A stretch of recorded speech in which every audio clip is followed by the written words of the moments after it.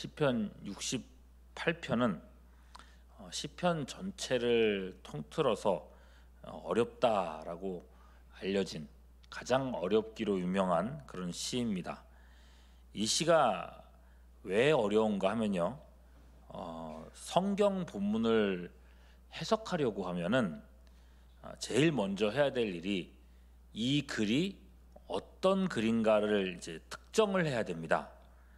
뭐 하나님을 찬송하는 찬송시냐, 하나님께 도움을 구하는 간구의 시인가, 왕이신 하나님을 기리는 제왕시인가, 이런 식으로 해서 이 시가 어떤 시인가, 어떤 종류의 시인가를 특정하고 나서 그에 맞게 본문을 이제 해석해 나가게 되는 거거든요. 그런데 오늘 시편 68편은 온갖 내용들이 막 뒤섞여 있습니다. 그래서 성경 신학자들조차도 이게 맞다, 아니다, 이게 맞다, 이런 식으로 하면서 오랜 시간 동안 이게 각자의 주장을 해왔던 그런 시인 겁니다.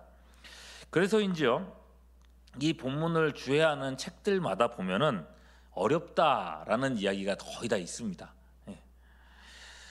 실제 저도 본문을 보면서 그런 느낌이 있었어요. 이 설교를 담당하게 되면은 이제 가장 먼저 하는 일이 이 본문을 두어 번 읽으면서 어떤 내용이 있나라고 이제 파악을 하는 건데, 사실 그렇지 않습니까? 저도 적지 않은 생활을 시간 동안을 설교 사역을 해왔다 보니까 웬만한 본문은 읽으면 대강 파악이 되거든요. 근데 이 장은 그렇지가 않긴 하더라고요.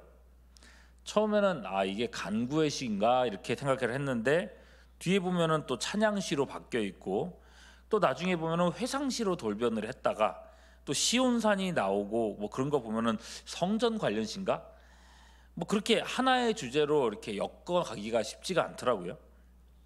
그렇다고 해서 이 새벽에 어렵다, 이 책 어렵다 이런 말로만 끝낼 수는 없는 거고, 이제 여러 학자들의 이제 말들을 토대로 해서 이 68편을 어떻게 이해할지 이제 하나의 예로서 한번 살펴봤으면 좋겠습니다. 우선 68편의 제목을 보시면요, 누구의 시라고 돼 있어요? 다윗의 찬양시, 인도자를 따라 부르는 노래라고 돼 있습니다. 자, 일단 다윗의 시입니다.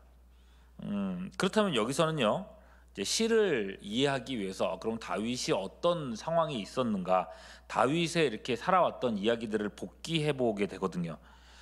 다윗의 경험 중에서 어떤 내용을 시로 쓴 게 아닐까, 이렇게 생각을 하게 되는 겁니다. 그런데 막상 이제 첫절, 우리가 읽었었던 첫절 내용으로 들어가 보면 다윗 자신의 얘기가 아니에요. 1절이요. 하나님이 일어나시나니 원수들은 흩어지며 주를 미워하는 자들은 주 앞에서 도망하리이다, 이렇게 얘기되어 있는데, 자, 이 구절은요, 다윗이라기보다는 모세 시대의 이야기입니다. 모세 광야 시대에 이스라엘 백성들이 이제 행진을 하려고 하면은, 장막을 다 거두고 행진을 하려고 하면은 먼저 하나님의 언약궤가 3일길을 앞서갑니다. 이스라엘 모든 백성들보다 언약궤가 먼저 3일길을 앞서가서 그들이 어디서 거쳐야 되는지 그 거쳐야 할 곳을 찾았다라고 하거든요. 민수기 10장 33절이에요. 그들이 여호와의 산에서 떠나 3일길을 갈 때에 여호와의 언약궤가 그 3일길에 앞서가며 그들의 쉴 곳을 찾았다고 했어요. 어떤 그림인지 아시겠죠? 자, 그렇게 언약궤가 먼저 출발을 하는데, 언약궤가 출발하기 그 전에 모세가 먼저 이렇게 하나님 앞에 기도를 올리는 겁니다. 그 기도문의 내용이 우리가 오늘 1절에서 읽었던 그 말씀하고 일치하는 거예요. 여러분들은 이제 읽으셨던 1절 말씀을 눈으로 보시면서 제가 민수기 10장 35절을 읽어드릴 테니까 비교해 보십시오. 민수기 10장 35절. 궤가 떠날 때에는 모세가 말하되 여호와여 일어나사 주의 대적들을 흩으시고 주를 미워하는 자가 주 앞에서 도망하게 하소서. 여러분 보십시오. 이 표현을 다윗이 자기 말로 바꾼 겁니다. 하나님이 일어나시나니 원수들은 흩어지고 주를 미워하는 자들은 주 앞에서 도망하리이다라고 이렇게 자기 말로 바꾼 거예요. 일어나다 또는 원수가 흩어지다, 미워하는 자가 도망하다. 다윗은 여러분 모세의 이야기를 끄집어냈습니다. 특히나 광야 출애굽 때 얘기를 하고 있죠. 그렇게 시작한 내용이 결론으로 가면 이제 어떻게 끝나는가 보면은 이제 그 결론에서 어떻게 끝나는가, 그 흐름을 보면은 이 시가 이런 시겠구나라는 것을 대강 이제 특정할 수 있을 것 같아요. 68장 35절 마지막 절에 보시면은 하나님이여 위엄을 성소에서 나타내시나이다. 이스라엘의 하나님은 그의 백성에게 힘과 능력을 주시나니 하나님을 찬송할지어다. 다윗의 이제 찬양시라고 했으니까 찬송으로 끝나게 되죠. 자, 이스라엘이 언약 백성으로서 시내산에서 언약궤와 함께 출발한 내용이 1절이라고 한다면 마지막 절은 이제 성소로 끝납니다. 하나님의 언약궤가 이렇게 안치되어 있는 되어 있는 장소죠. 언약궤가 최종적으로 도착한 장소로서 성소를 얘기하는 건데, 시온산 위에 서 있는 성막 또는 성전에 대해서 얘기를 하고 있어요. 그러니까 29절 보시면 그 내용이 확실해지는데, 예루살렘에 있는 주의 전을 위하여 왕들이 주께 예물을 드리리이다, 이렇게 얘기돼 있죠, 그죠? 예루살렘에 있는. 자, 이렇게 보면요, 이렇게 시의 처음 시작과 끝을 보면은 출애굽의 처음 이제 출발할 때부터 이제 언약궤가 출발하는 시점부터 언약궤가 예루살렘에 안착하는 그 완성까지의 전체 내용을 담고 있구나라는 걸 알 수 있는 거예요. 광야 생활과 그리고 정복 전쟁을 거쳐서 이제 왕정 시대에 이르렀습니다. 예루살렘의 성소가 설 때까지 그 긴 역사를 염두에 두고 하는 얘기라는 겁니다. 그리고 68장의 첫 절과 마지막 절 그 사이에는 하나님께서 하신 그 모든 역사들에 대한 얘기들이 나와 있어요. 그러면서 하나님을 찬양하라 라고 권면하고, 하나님은 어떤 분이신가를 선포하기도 합니다. 하나님은 비를 주시고 백성에게 은택을 주신다고도 하죠. 전쟁을 이기게 하실 뿐만 아니라 날마다 우리의 죄짐을 짊어지신다고 얘기합니다. 이런 여러 가지 내용들을 종합하면 이런 내용이 됩니다. 하나님은 어떻게 일하시는가, 그리고 그에 대해 하나님의 백성들은 어떻게 반응해야 되는가. 하나님은 우리 조상의 날들에 이런 식으로 일해 오셨다. 우리 조상들을 지켜주셨고 그들을 채워주셨으며 대적들을 물리쳐 주셨다. 그 하나님은 지금도 똑같이 일하신다. 그러니 백성들이여 하나님을 의지하라. 백성들이여 그분을 찬양하라. 이런 이야기들이 이 안에 담겨 있는 겁니다. 물론 이제 이런 식으로 단순하게 말한 건 아니고요. 학자들이 분석하기 어려울 정도로 여러 가지 이야기들을 이렇게 섞어서 늘어났다는 거죠. 자, 이렇게 놓고 봤을 때에 이 시는 과연 어떤 시이겠는가? 에머튼이라고 하는 학자가요, 이렇게 얘기했습니다.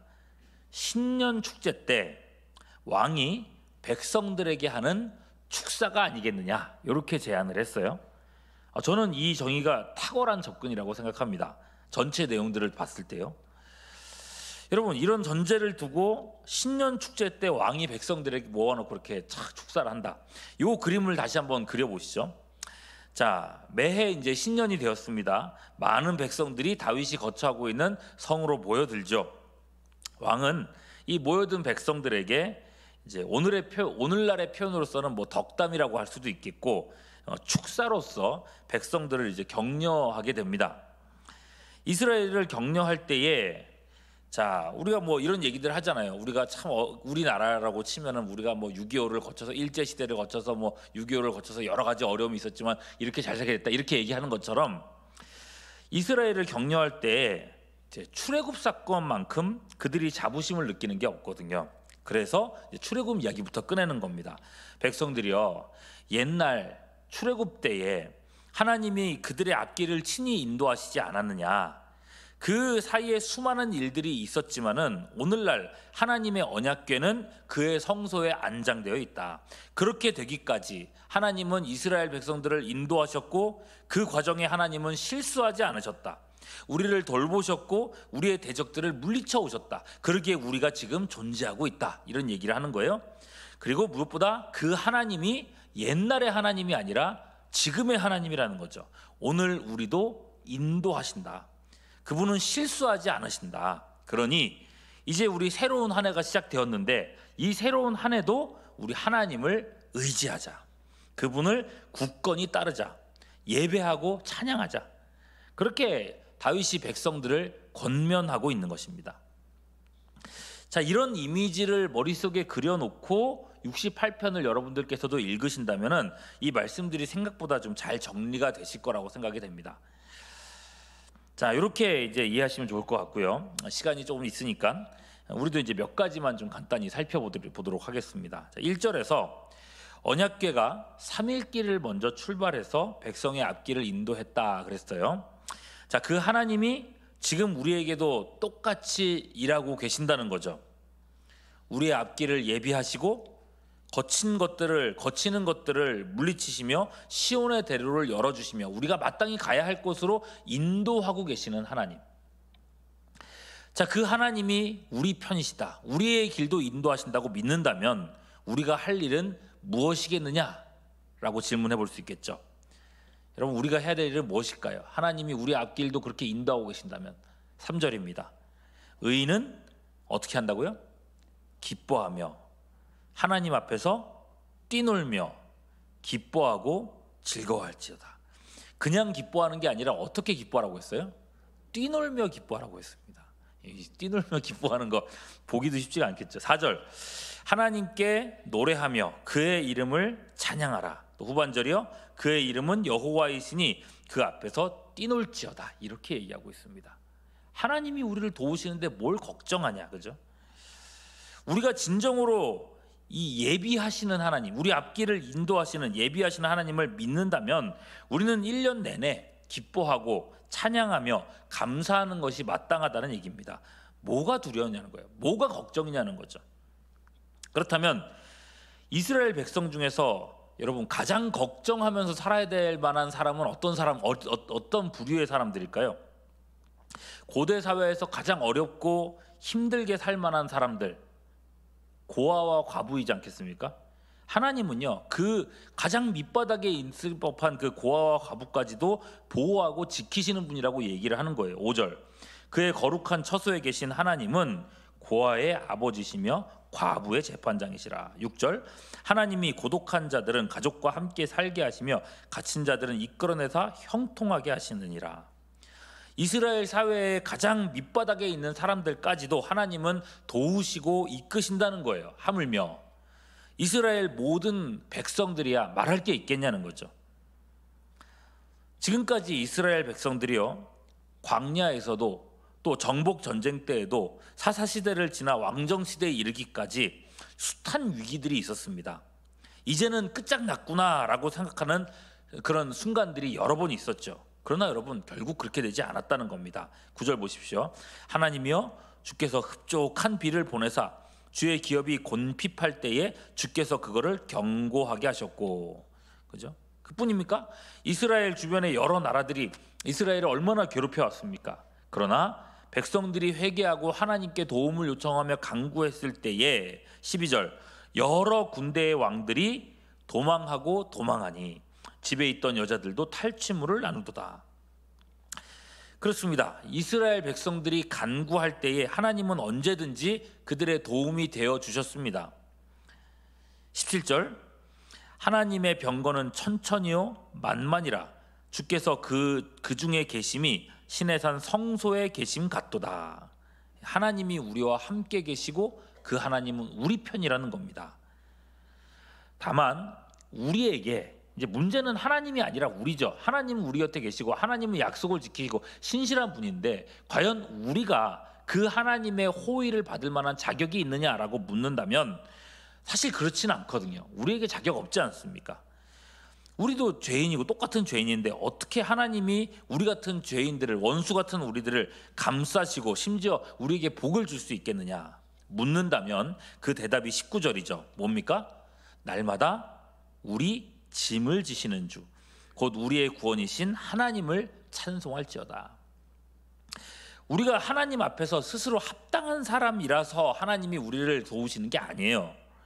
우리 역시도 세상의 모든 이방인들처럼 불신자들처럼 하나님과 원수되고 그분 앞에 쫓겨날 수밖에 없는 죄인들이에요. 그러나 우리의 연약함과 그 죄악을 하나님께서 친히 짊어져 주심으로 우리를 받아주셨다는 겁니다. 어떻게 짊어지셨는가? 독생하신 아들 예수 그리스도께서 우리 죄를 지시고 십자가에 죽으심으로 우리 죄짐을 지셨다는 것입니다. 과거의 죄, 현재의 죄, 미래의 모든 죄까지 사하셨습니다. 그러므로 다윗은 날마다 우리 짐을 지시는 주님이라고 말하고 있어요. 다윗은요, 단지 과거의 출애굽 사건만을 추억하는 게 아니라 미래에 있을 예수 그리스도의 십자가 사건까지 내다보면서 하나님의 구원의 복을, 그 놀라운 은혜들을 노래하고 있는 것입니다. 여러분, 다른 모든 성경과 마찬가지로 시편 68편은 예수님을 믿는 우리 모두에게 해당되는 축복입니다. 우리가 성경 말씀을 보면서 이 복은 내 복이다, 이 약속들은 나를 향한 약속이다 라고 주장할 수 있는 이유가 여기에 있습니다. 세상의 어떤 일에도 당당하고 자신감을 가질 수 있는 이유, 예수 십자가의 은혜가 우리에게 있기 때문에 그런 거죠. 그 옛날 출애굽 때부터 예루살렘 성전까지 이스라엘을 인도하고 도우셨던 하나님은 지금으로부터 다시 오실 재림의 그 날까지 우리의 삶을 역시나 인도해 가십니다. 어떤 상황에 놓여 있다 할지라도 우리 앞길을 인도하시는 이 하나님을 의지하며 믿음으로 승리하는 우리 모두가 될 수 있기를 주님의 이름으로 축원합니다.